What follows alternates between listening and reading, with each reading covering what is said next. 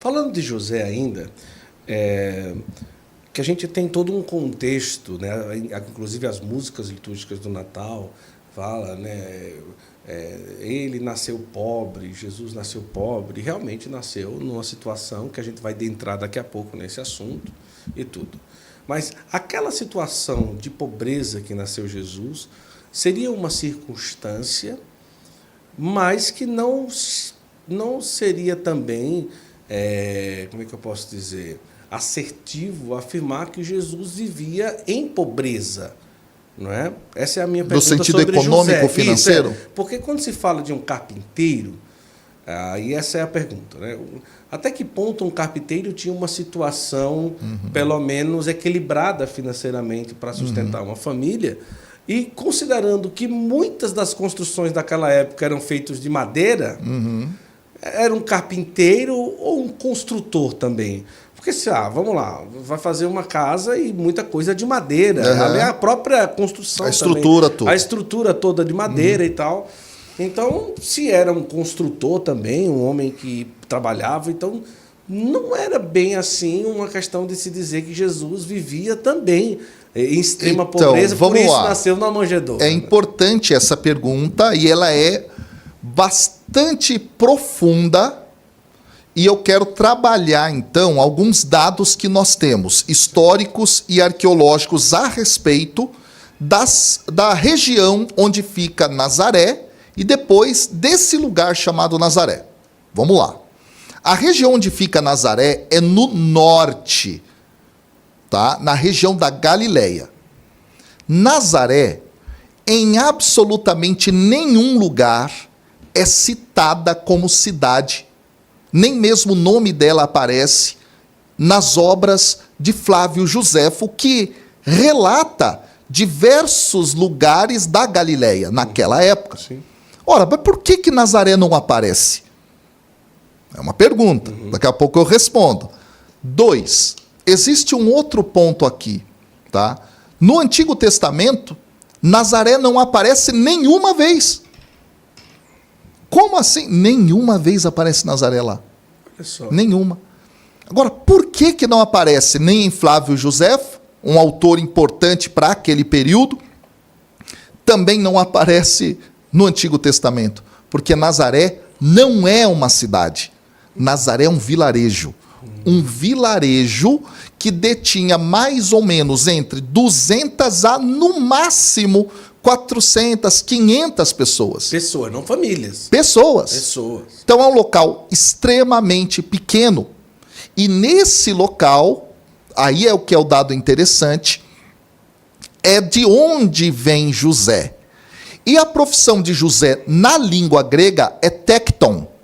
Tecton deu a palavra arquitecton, arquiteto. Então ele era um construtor. Nós trazemos a ideia da carpintaria porque o carpinteiro, ele também faz as estruturas de madeira. Então José não fazia só mesa, cadeira. Não, de forma alguma. Até interessante que algumas imagens mostram daqueles santinhos, José fazendo uma mesa tal como essa que a gente está aqui. Esse tipo de mesa nem era usada por aquele povo naquela época. Mas por quê? O povo porque a mesa era no chão. E a pessoa fica reclinada. É interessante. Tanto é que, veja, olha que interessante, aquela imagem que nós temos da Sagrada Família, que é uma pintura que vem muitos anos depois, mostra Jesus numa mesa como essa. Sim. Não era o costume da época. Tá? O costume da época era as pessoas ficarem reclinadas num tablado, né, para as pessoas entenderem, como se fosse um pallet no chão, tá? E é por essa razão que algumas passagens da Bíblia ficam mais claras quando a gente entende dessa forma. Um exemplo, Lucas fala que Jesus estava na casa de um fariseu e que vem uma mulher com uma índole duvidosa, pega um óleo, um perfume e unge os pés de Jesus. Essa mulher era uma pecadora. Sim. De acordo com o relato lucano. Ora, como é que ela está fazendo isso debaixo da mesa? Debaixo da mesa. É porque, na verdade, as pessoas ficavam deitadas e os pés ficavam para as paredes. Entendi. E esse é um detalhe interessante. Um outro detalhe interessante... Imagina a mulher de quatro assim... aqui embaixo não. Entendeu? Agora, outra pergunta interessante em relação a isso, aí a questão da mesa é importante a gente entender assim. Olha que interessante. A casa era de um fariseu, extremamente legalista, radical, religioso, mas tinha uma possivelmente prostituta ali dentro. Como é que pode uma prostituta estar dentro da casa de um fariseu? Ora, como é que pode isso e entrar debaixo da mesa? Que agora a gente já sabe que não é. Mas não é Ana Maria Braga. Não é Ana Maria Braga. Não, peraí. Não é como a Ana Maria. Não estou falando que a Ana Maria tem nada a ver com isso. Eu estou falando, não é como ela fazia. Pronto. Não é como ela fazia. Qual que é o negócio? Esse negócio da Ana Maria foi eu. Uma questão como que podia uma mulher daquela índole estar na casa de um fariseu? Um homem religioso, radical? É porque era costume da época. Quando um rabino chegava num local, alguém abria a sua casa, fazia um banquete, no qual poucas pessoas ficavam à mesa, ouvindo o rabino, fazendo poucas perguntas para ele, tá? Enquanto a casa ficava aberta para quem quisesse entrar, ver aquilo. Era como se fosse um podcast da época. Entendeu? Só que as pessoas ficavam no lugar ouvindo os ensinamentos. Então, como ela estava possivelmente na parede, ela tem acesso aos pés de Jesus. Esse é o detalhe. Um outro detalhe da mesa interessante, na última ceia relatada em João, a partir do capítulo 13, não é? Ali nós temos algo interessantíssimo. Não diz que João reclina, ou João ou o discípulo amado. Aí tem uma outra questão, tá? Que a Bíblia, em momento algum, diz quem é o discípulo amado. Isso tá? mesmo. Mas o pessoal chama de João, estou aqui chamando de João só para não confundir o povo, mas tá aí. O que acontece? Não diz que ele reclinou a cabeça no peito de Jesus? Imagina você sentado numa mesa como essa para reclinar a cabeça no peito do outro. Não dá. Não dá. No máximo você vai pegar o ombro, ou senão vai ficar numa posição muito esquisita. Quando a mesa está no chão, você está deitado de lado, alguém está deitado na sua frente, você põe a cabeça para trás já era. E você reclina a cabeça no peito de quem está atrás de você. Então, nesse sentido, não é que a gente precisa entender, então, a mesa era no chão.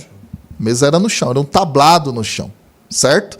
Esse é o ponto. Então, José não era desses que só faziam móveis. Eventualmente ele podia fazer, mas as pessoas nem tinham esse tipo de móvel direito. Me entende? Elas se deitavam em esteiras no chão, por exemplo, de palha. Não faziam uma cama como a gente, um sofá como a gente, um banquinho como a gente. Se sentavam mais no chão mesmo, sobretudo naquela região. Então, Nazaré é um local, vilarejo, dormitório, de acordo com os fatos que nós temos, tá, arqueológicos, que foram encontrados ali. Um local, isso é fantástico, onde, eu vou chamar de pedreiros, para a gente poder entender, trabalhavam. Moravam, aliás, saíam dali e iam a 6 quilômetros a pé para uma grande cidade citada por Flávio Joséfo, citada em documentos romanos, a Pérola da Galileia, a cidade mais bonita, mais rica da Galileia e que não é citada nenhuma vez na Bíblia. Ficava a 6 quilômetros de Nazaré. Qual o nome dessa cidade? Séforis. Séforis, se você pega hoje e vai até lá no sítio arqueológico, geralmente as peregrinações não vão até lá, Sim. Porque às vezes não é tanto interesse ou não aparece na Bíblia e tal, mas ela é uma das coisas mais importantes que a gente faz lá na região para entender Jesus. Em Séforis, quando você visita o sítio arqueológico, você tem ali ruas fantasticamente construídas, avenidas, você tem estruturas antigas maravilhosas, capitéis que foram encontrados ali. Capitel é aquilo que fica no topo de uma coluna, né? Então, uma construção maravilhosa, com pedras, agora que vem o detalhe, que saíam de uma pedreira que foi encontrada na região de Nazaré. Ou seja, em Nazaré viviam trabalhadores braçais, pobres, que iam para as construções de Séforis. Então, possivelmente, Jesus está dentro desse ambiente pobre, economicamente falando, muito pobre, de pessoas que eram trabalhadores braçais para os grandes da elite daquela época. Existe um relato de um historiador que os construtores rejeitaram, tornou-se a pedra angular. Interessante isso, né? Isso é um salmo que, aliás, é o salmo mais citado de toda a Bíblia. Sim. Essa passagem mais citada, dentro do Novo Testamento.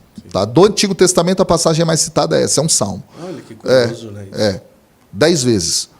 Fato é, interessante aqui, que Jesus, ele está num ambiente muito pobre e existe um historiador romano que relata quando 2 nazarenos foram pegos roubando, presos, colocados diante de uma autoridade da região.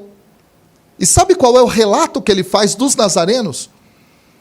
Diz que a autoridade romana os mediu dos pés à cabeça, depois de olhar as mãos calejadas, os pés calejados, descalços e muito sujos, roupas como de mendigos maltrapilhos, a autoridade romana teve dó e disse: esses homens são muito pobres e são miseráveis, larga eles, deixa eles ir embora. Esse era o tipo de gente que tinha em Nazaré. Então, Nazaré é um local pobre. E isso é muito significativo quando a gente olha para os relatos a respeito de Jesus nessa região. Né? O próprio Deus envia o seu Filho para morar num dos lugares mais pobres de toda aquela região. E José acaba trabalhando duro para poder sustentar. Tanto é que o texto fala isso mesmo, né? As pessoas reconheceram Jesus como filho do carpinteiro. Então ele era um trabalhador, conhecido ali, um homem, né? Como que pode? É um filho do carpinteiro e de Nazaré, imagina. Exato. E daí a gente começa a entender como é que pode vir coisa boa desse lugar. De lá. Entendeu? Porque fama já era. Exato, né? Exato. Então é bem interessante isso. Nós temos essas descobertas feitas que, de fato, ajudam a gente a iluminar essa questão de Nazaré.